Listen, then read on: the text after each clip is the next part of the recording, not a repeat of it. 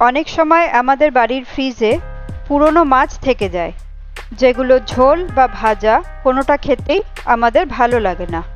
তো সেই মাছগুলো দিয়েই আমি আজ আপনাদের সঙ্গে একটা রেসিপি শেয়ার করছি।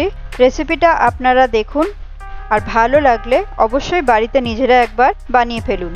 তাহলে শুরু করছি আজকের রেসিপি, পুরনো মাছের বড়া। বাই দ্য ওয়ে, আমি হলাম শ্রী, মালশ্রীর রান্নাঘরে আপনাদের সকলকে স্বাগত। আজকের এই রেসিপিটা বানানোর জন্য রুই মাছের পিঠের অর্থাৎ গাদার 7 পিস মাছ নিয়েছি।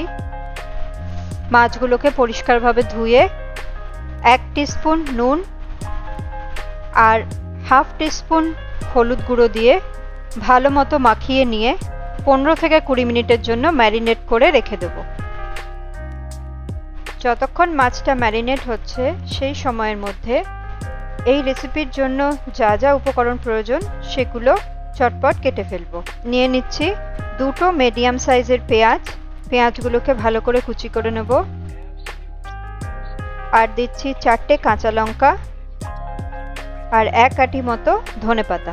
কাঁচা লঙ্কা আর ধনেপাতাটাকেও কুচি করে কেটে নেব। এবার কড়াইটা ভালো মতো গরম করে পরিমাণ মতন তেল দিয়ে দেব। তেলটাও হালকা গরম হয়ে গেলে মাছগুলোকে একটা একটা করে কড়াইতে দিয়ে ভেজে নেব। খুব বেশি কড়া করে মাছগুলোকে ভাজবো না, একটু সেদ্ধ ভাজা করব, যাতে ওপর দিকটা ভাজা ভাজা হয়ে যায় আর ভেতরটাও মোটামুটি সেদ্ধ হয়ে যায়।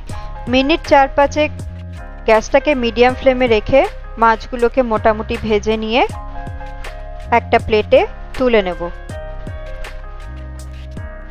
ভাজা মাছগুলো একটু ঠান্ডা হয়ে আসলে সেগুলোকে হাত দিয়ে একটু ভেঙে দেব এবং মাছের কাঁটাগুলোকে একটা একটা করে বেছে তুলে নেব। যখন কাঁটাগুলো ভালো মতন বাছা হয়ে যাবে তখন হাত দিয়ে মাছগুলোকে ভালো করে স্ম্যাশ করে নেব।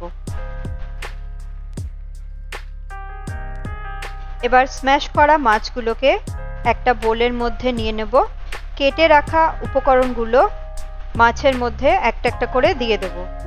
প্রথমে দিয়ে দিচ্ছি পেঁয়াজ কুচি, তারপরে দিচ্ছি ধনেপাতা কুচি, আর দিয়ে দিচ্ছি কাঁচা লঙ্কা কুচি,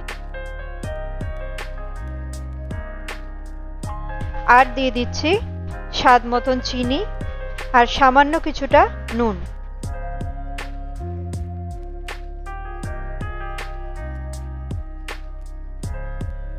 আর বাইন্ডিং এর জন্য 2 টেবিল স্পুন ময়দা আর 1 টেবিল স্পুন কর্নফ্লাওয়ার একসাথে মিশিয়ে রেখেছিলাম, সেটা অ্যাড করে দেব। ভালো মতন সবকটা ইনগ্রিডিয়েন্টস মাছের সঙ্গে মিশিয়ে নেব।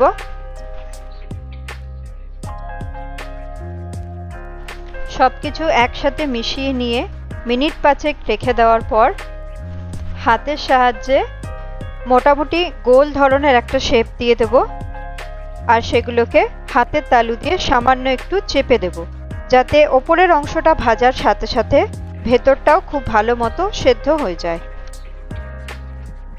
এবার মাছ ভাজার ওই তেলের মধ্যে আরও কিছুটা পরিমাণ সর্ষের তেল অ্যাড করে খুব ভালো মতন গরম করে নেব। তেলটা গরম হয়ে যাওয়ার পর একটা একটা করে মাছের বড়া কড়াইতে ছেড়ে দেব। ভাজার সময় গ্যাসটাকে হাই ফ্লেমে না রেখে মিডিয়াম ফ্লেমে করে দেবো, তা না হলে ওপরে পোর্শন ভাজা হয়ে যাবে আর ভেতরটা সেদ্ধ হবে না।